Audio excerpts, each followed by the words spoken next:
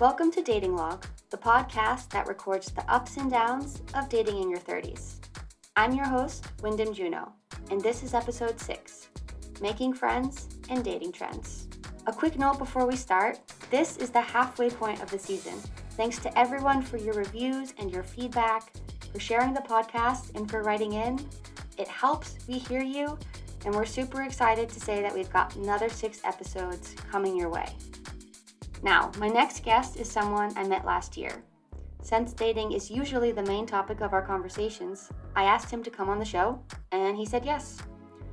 Umberto is a passionate Italian man, super intelligent, with lots of observations and opinions.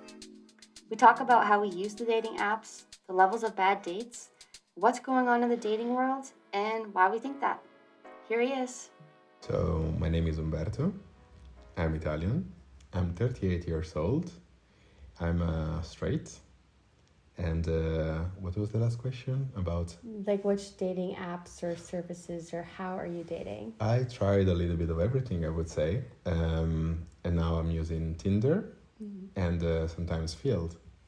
Can you define what does dating mean to you?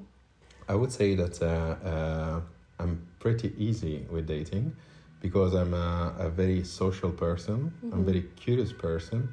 So for me, dating is just meeting new people, in my specific case, ladies, and then just having a nice talk and just to explore the vibe and to learn something from someone. And I started dating because I was in a long relationship with a lady that I had a very nice relationship with for 6 years. And then suddenly at a certain point we broke up. And I realized that for the first time in my life, I didn't have a lot of friends outside of her friends because I moved from another country to where I live now for her. No. And somehow out of love, everything was super nice and I didn't make a lot of personal friends. Yeah. And then when we broke up, so all the friends said, okay, we would like to stay in touch with you, but I wanted to make it easier. Say, okay, let's break up as friends as well. Oh. But then as a result, I was like, fuck, I don't know, I know 3 or 4 people. And it was super different from all the other experiences I had in other countries. So I said, you know what? I take the dating apps and just to meet people and whatever, and let's see. Have you made friends from dating? Actually, yes. I met my 2 best friends in this country through Tinder. Really? Yes. They are super cool, amazing ladies. I love them. I really, really love them. But somehow we became friends, and we are very close friends. So yeah, I'm very happy that I used the chat to meet them. Did you intend to? Because you said so you broke up and you were kind of using the apps to meet people. Were you using them more with the intention of finding friends or dating or how did this come about? So, of course, immediately after the breakup, I was not necessarily interested in dating from a romantic point of view, but I wanted to meet people. Yeah. And then I, for example, I think the first app I downloaded was Bumble. And Bumble, I don't know if it's also now, but at the time I had the chance to meet also friends, Bumble for friends. Yeah, BFF. And I was like swiping on guys. And these guys were so lame, honestly, that I was like, wow. I mean, honestly, I don't want to meet these people. And then I said, okay, let's go on the female side. Yeah. And then, and I started meeting people. And I remember that actually one of my 2 best friends here was my very first date after my long relationship. Really? And then we had an amazing date. It was super funny, super fun.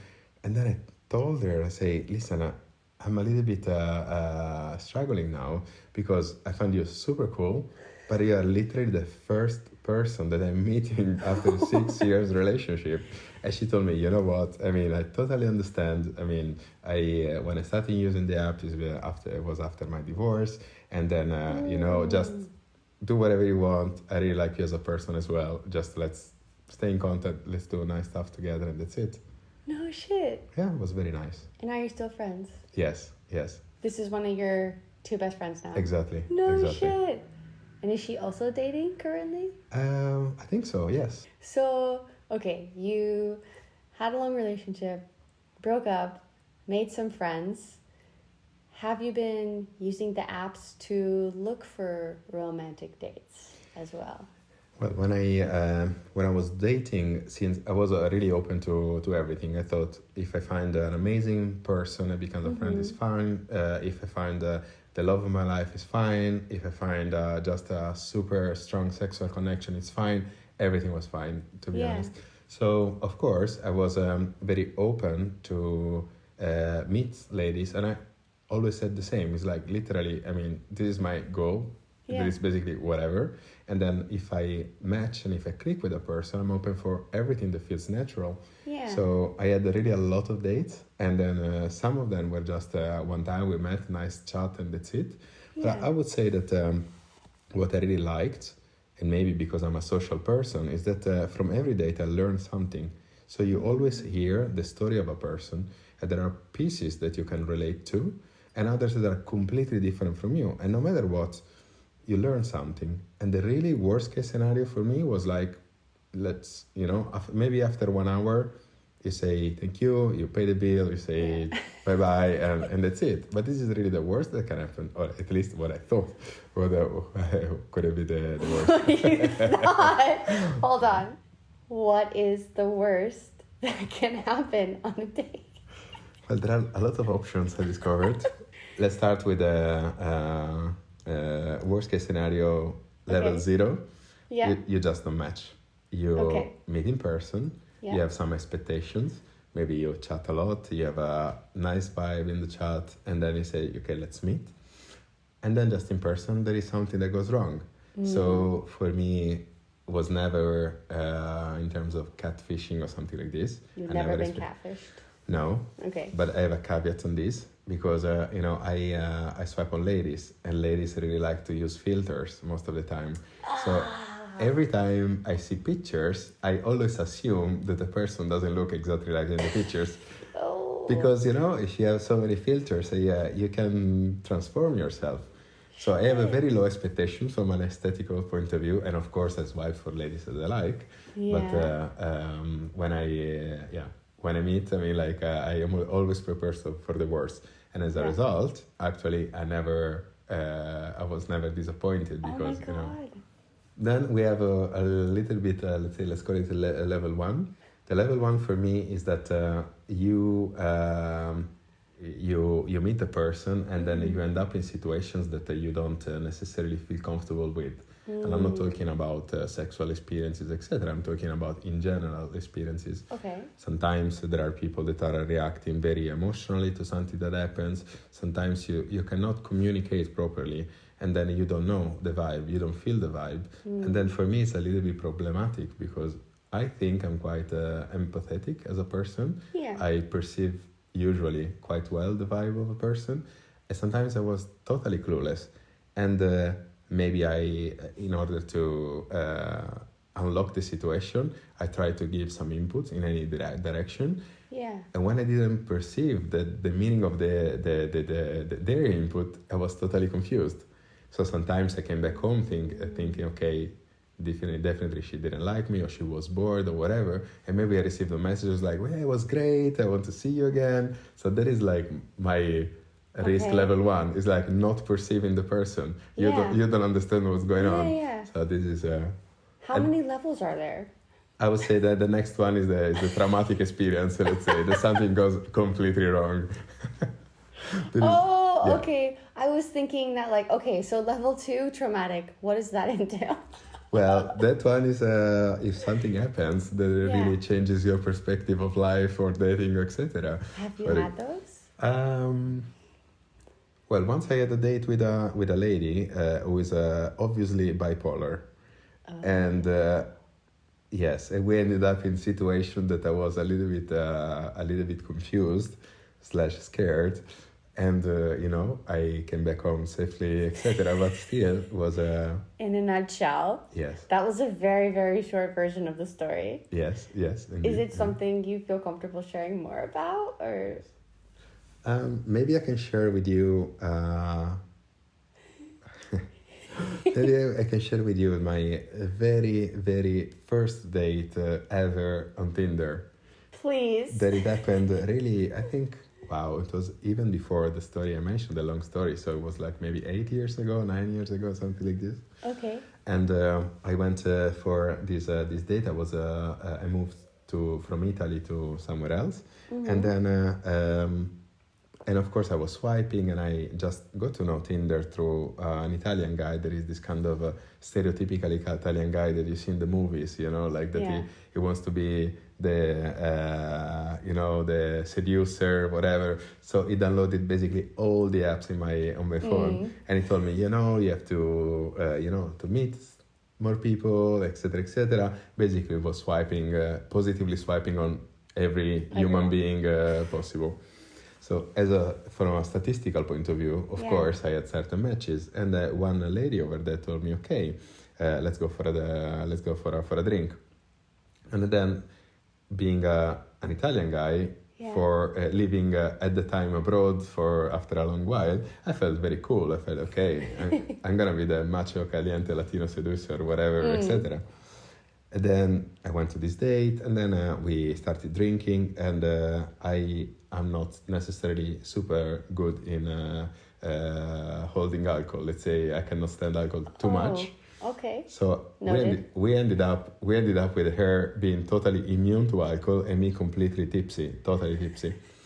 And at the end of the night, in any case, it was a pleasant night. And I say, okay, have a good night. We had 2 kisses. And the second kiss went a little bit on the lip. And honestly... Just like Yes, exactly. And then the second one was a little bit on the lips, but I didn't do it on purpose. And she told me like, okay, I have to tell you something. I'm a very religious girl, and I don't do this kind of stuff. And I was like, okay, this is, okay, it's fine, sorry. And, but then I thought, okay, the way I read the situation is that she didn't like me, or not enough, or something like this. Okay. Then I said, okay, it's fine. The day after, I just said thank you. Thank you for the pleasant evening, and that's it. And then at 4 p.m., she rang at my intercom, and she said, okay, I'm downstairs. I want to see you the day after. And I was totally confused. Mm-hmm. So, long story short, I offered her something to drink, and then she literally jumped on me. Literally jumping on me. What? And I was like, okay, what do I do now? I mean, I felt a little bit like the equivalent of a little girl in a strange situation. And then at the very end, I said, okay, you know what? It's fine. She's a nice looking lady. I can go for it, whatever. So she... After 2 minutes of, as you can imagine, nothing special because it's 2 minutes, she looked at me in a very serious way, and she told me like, okay, this is a sin. And then I was like, okay, this is a little bit of a complicated situation. I really thought maybe she has a knife, she's gonna stab me in the eye or something like this. So I was able to calm her down, and long story short, then I ghosted her. It's a little bit longer, the story, but this is the short version. Have you had more experiences where women are like, actually, I'm religious? Yeah, yes, but I would say that, and I don't want to generalize because everybody has his own way, but I would say that people that are, what I experience is that people that are really following too many rules, that could be religious, could be whatever, political, could be the way you eat, whatever you do in life. People that are very strict on certain rules, somehow they have also the opposite effect. Sometimes they get completely wild on the other side, let's say. And then that's the reason why, I'm always fascinated, let's say, by people that are living on the extremes of these preferences in life. Are you dating anyone consistently right now? And why or why not? So at the moment, not. And the reason is, there are several reasons, right? Why people do or do not engage in a little bit more stable relationships. I would say that I, being a very curious person, I tried several options. Also options that normally are not in my nature or not in my preference. But I thought, okay, you know what? Let's explore. So for me, dating is also a little bit almost a sociological research and. Well, recently I thought that I would have preferred to find a partner. There is a little bit of in my point of view, a co-pilot of your life. So somebody that is a little bit of your body that you can rely on, because sometimes it's also, nice to create some, I would say some rhythm or some routine in your life, and these routines can also entail relationships routine. But in 2023, since now we're in 2023, I find that everybody is fascinated about concepts like open relationships, situationships, whatever ships, and etc. And we are more and more scared to take positions, and not only in relationships. So if you see, for example, also is less and less common for people to take clear position on stuff. If you like, let's talk about food. If you like meat, it's very rare that somebody will tell you openly, okay, I like meat, And everybody's like, yeah, it depends. Maybe I like meat only on Friday, only if the meat comes from whatever, the farm, etc. Or if we talk about politics, it's more difficult that somebody will say, yes, I'm from left or right, etc. I'm liberal, but depending on Friday, I do this or this and that, So, and I think this is like something that reflects also in relationships. So people are more, I wouldn't say afraid, but more curious or incentivized to keep everything in the middle, to keep every door open. And this is it is what it is. For me, it's not necessarily right or wrong, but also creates a higher level of entropy. And then these create a little bit more uncertainty in our life. So if you have uncertainty in your work, that is what is happening right now in general. If you have uncertainty in your relationship, if you have uncertainty in your sport that you cannot commit even to do, 3-month agreement with the gym. So I think that this level of entropy is making our life a little bit more complicated to handle. And this is what I also observed in dating. The ladies I met, they were like, okay, for example, for the one that liked me, said, okay, I really like you, but I come out from a long relationship, so I want to explore, which is super fine. Yeah. Or yes, I like it, but I want to have an open relationship, which is still fine. Or yes, I like it, but I want just to meet a lot of people and discover myself, which is fine. But I find almost that monogamy is becoming like the exception. And I like diversity, and somehow monogamy is becoming more and more sexy for me. What is let's say, what type of people are you dating, and what is the age range that you're dating in? This is a very, very interesting one. At least I find it interesting, because I grew up being more interested in older ladies than me. Okay. Because I always found a person with more experience more interesting to listen to, because they have just a richer life to talk about, a better experience.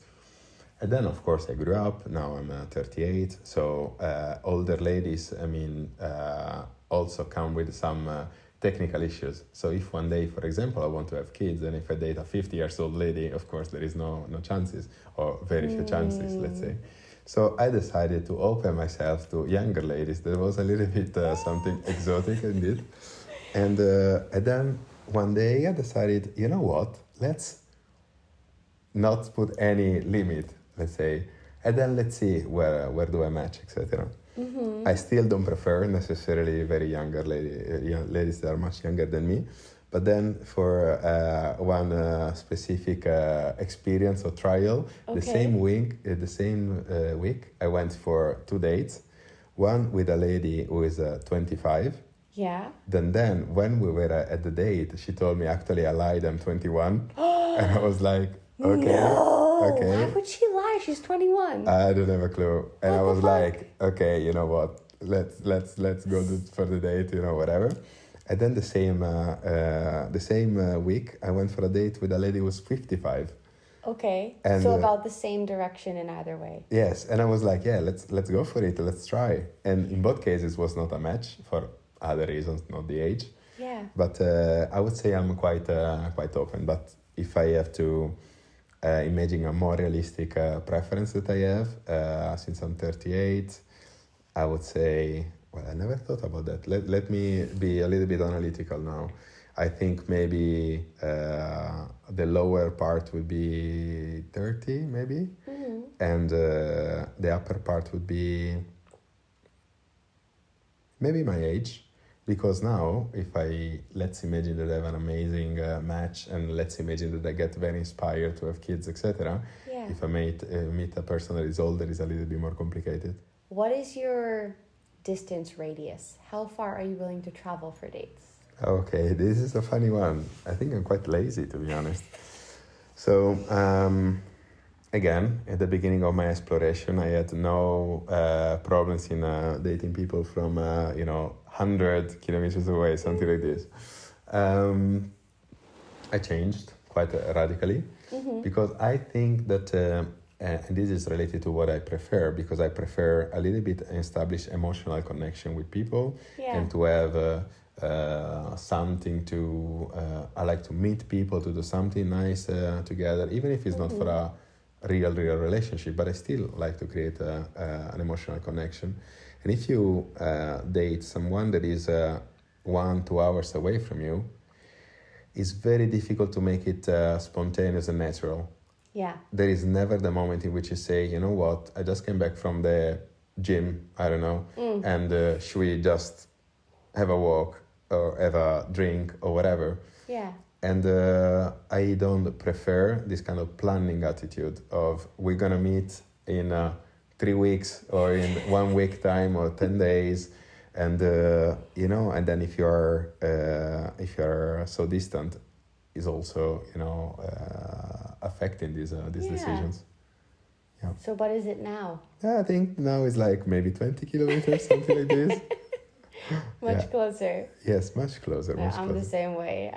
I don't want to go that far. Yeah, you don't want to take the train to visit. Come on, it's a lot of work and energy, and like you said, at the end of a workday, you can't really be spontaneous. If you need to go, let's say realistically, if they live an hour away, that's an hour and a half door to door. Yeah. Plus, should you pack an overnight bag? Is that weird? Yeah. And also, I think that these are decisions that you take based on experiences that you had in life, right? Because I had some long distance relationships with amazing ladies, and then what I learned, and again, this is my experience. Maybe other people had completely different experiences. That when you're in a long distance relationship, you have two parallel lives, let's say.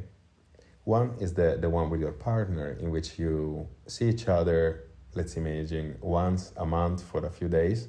Yeah. And then you do in a few days everything you didn't do for the entire month. So, of course, that experience is amazing. You do everything super cool, big emotions, everything is amazing. And then for the other 3 weeks, in my specific case, you just go back to your normal life. You have different rhythms.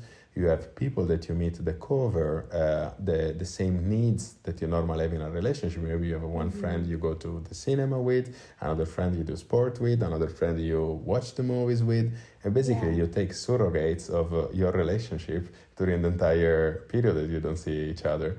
And then again, you see each other is amazing. But then at a certain point in life, you reunite, right? Yeah. And so the moment in which you reunite, you are just living a different life. There is not your life by yourself with the surrogates. It's not your life with your partner. There is the amazing, super exciting life, but it's a new life. So it doesn't mean necessarily that new life is compatible for you the same way it was during the long distance relationship. And that's the reason why I learned I don't want it. Okay, being that we live in a big city, so I was on Tinder for a hot second, right? And I also found this, but I'm curious, what is your experience?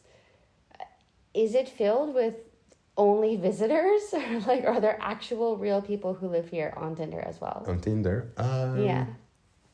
Well, I would say that I tried a little bit of all the apps, and I don't find any difference in the apps, to be honest. Really? For me, in every app, people tend to mirror your behavior. If you're behaving a little bit serious, they somehow behave serious. If you behave like a turbo slut, of course, also in that case, they... Really? But this is my experience. I'm not saying that it's like this, but it is what I experienced. And yeah, I mean, on Tinder, I would say that I see any kind of people. So people that are looking for one-night stands, people that are looking for serious relationships, tourists, and yeah, you just read the bio and that's it. What does your dating profile look like? It's very honest. It's very transparent, to be honest. I put some pictures of myself of course, you try to put the cool-looking pictures, but pictures that are representing what I do. And then, for example, I am a person who likes to wear shirts, so I have a pictures in shirt. I like to do very unusual activities. So, for example, I have one in which I was doing cow cuddling. So basically, they teach you go to a farm and they teach you how to behave with cows in a way that you calm them, etc. So I have this kind of farmer look like a picture that my gay friends say that looks like the beginning of a gay porn movie. Oh my God. And I think I have one a little bit with extreme sport because I like to do extreme sports. And then there is in my description, there is well, I don't remember what it is, but it's something very, very normal. Like, I'm Italian. I like to do this. A little bit of jokes because I like to make jokes. And something like, we vibe if you are also spontaneous, energetic, happy, like me. Yeah. And that's it, honestly. And then most of the time there is a call to action, like, okay, if you just want to, have a nice chat, etc., just ping me and let's meet for a coffee or whatever. Yeah. Yeah, it's a very, very honest and transparent. And clear. Yeah. Yeah, like what you're looking for. Yeah. I want to circle back because you mentioned that, so finding monogamy nowadays is like exotic. Is there a difference in the ages, because you're dating now younger and older? Do you find that one generation or one group of people is more likely to lean towards one, like let's say the monogamous end of the spectrum to the completely polyamorous end of the spectrum? It sounds a little bit of a statistical, sociological question. You are doing sociological research. I'm not sure that I have thousands of examples. No, but in your experience. In my experience, I think it's a matter of phases in life. So the what I observe is that there are people that are freshly how to put, so for financial reasons, at least in this country, there are incentives for young couples to live together.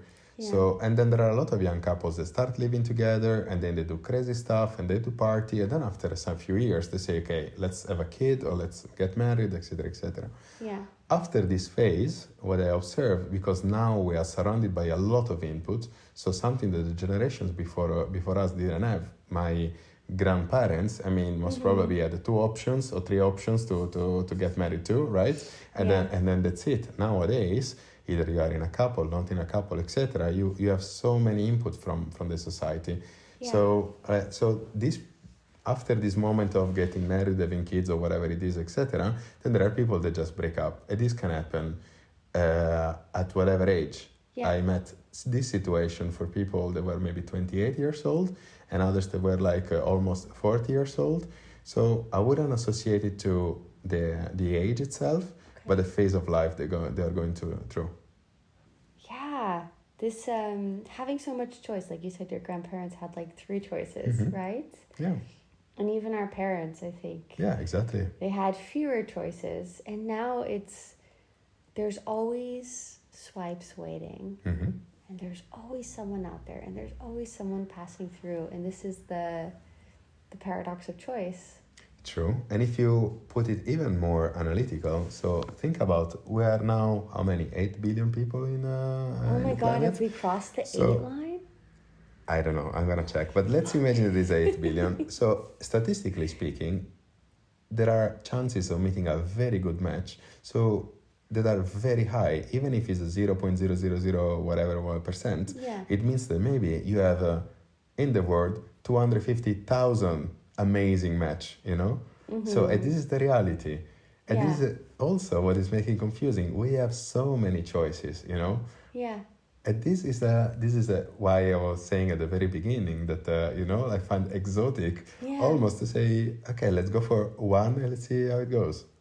I'm not saying that I'm great in doing this because I'm still single, but I find it very interesting. Given that you were 38, Mm-hmm. what is the relationship status of the people around you? And how do you feel about that? How do you fit in? How do you not fit in? Well, I think that I have a lot of divorced friends. I have some friends that are in long-term relationships or married, etc. Yeah, and then I would say that there is not a normal. Let's say there is not a average. I would say that on average, people that I know around me, and maybe because I'm not representative of, I have a specific sample because I am an expat.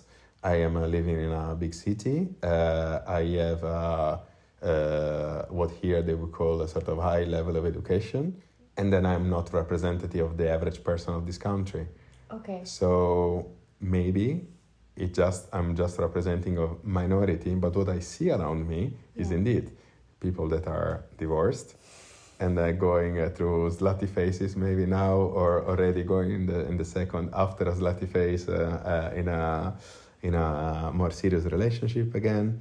And I don't know. Maybe I don't have a very smart answer, but this is like. I'm asking how you feel about that. I feel fine. I feel fine. When I was in the long-term relationship, I wanted to get married. I wanted to have kids, and I was very happy about this.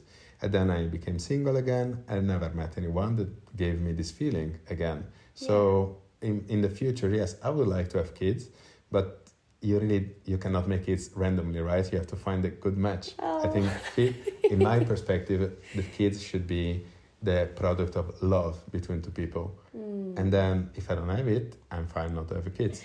What are you looking for in a partner?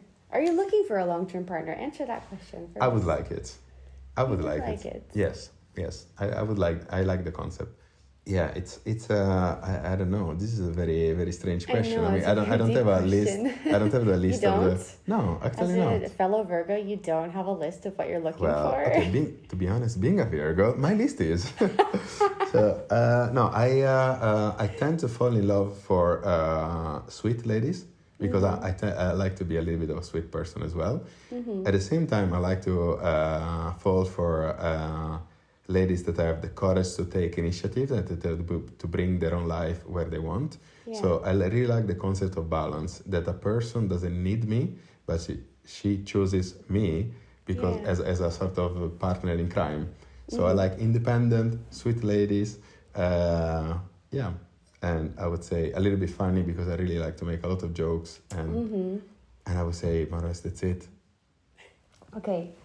What do you find the most enjoyable about dating? Listening to a beautiful story, if somebody can tell me a beautiful story of their life, no matter what, I'm happy. I'm just happy. Yeah, but it's the reality, right? I mean, you hear something new, you learn from the eyes and the experience of somebody else about a part of the world that maybe you didn't experience. At the opposite end of that question, what do you find the most frustrating about dating? I think that it's frustrating the fact that we have how to put it. I think there is a low threshold in getting to know people, and we have so many options that basically people become a little bit assets in the app. So when you're talking to Mr. or Miss or whatever is the name, it's just an asset. You ask always the same questions at the beginning, etc. You have the list of the people that you're talking to, and they don't become important up to the moment in which you meet them in person. So sometimes it's very easy to disconnect from people or to just ghost the people, etc. So since we are hiding behind the screen, it's easier to become impolite or behave in a way that we normally wouldn't do in the real life. It is a little bit frustrating. And I try to be always polite, or if I want to disconnect, I write down, say, hey, listen, we didn't talk. I would like to meet. If this is not possible, it's better to disconnect. What do you think? Something like this. And I try to do it. But of course, I don't do always like this. But I met with people that were really impolite, really impolite. And I thought, wow, I cannot imagine that these people would behave in the same way in the real life. And this is what's frustrating. People that have a different way to be themselves just because they are hidden behind a screen. Okay, when is your next date? Well, this weekend. This weekend? And what are you going to do?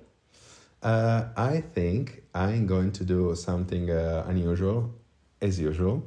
So I was thinking about, I bought an old frame and old canvas, and I would like to make a paint. And I think it could be nice to, restructure the frame and to paint something together. And maybe it's shit, I'm going to throw it away. And maybe it's nice, I'm going to keep it.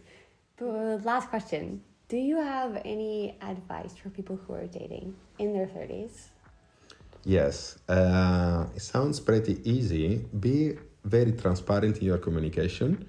Because honesty and transparency, I learned that always brings something positive. Yeah. And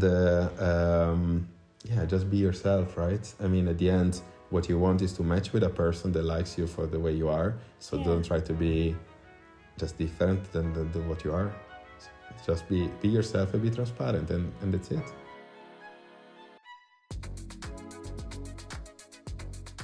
Dating Log is recorded and hosted by me, Wyndham Juno.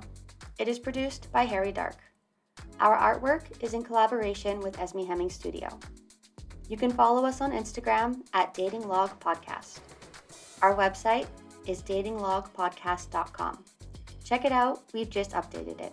If you'd like to send us a message, you can slide into our Instagram DMs or send us an email at datinglogpodcast@gmail.com. Please like and subscribe wherever you listen, and if you're enjoying the episode so far, leave a review and tell a friend. We'll see you in a fortnight. Please don't ghost us.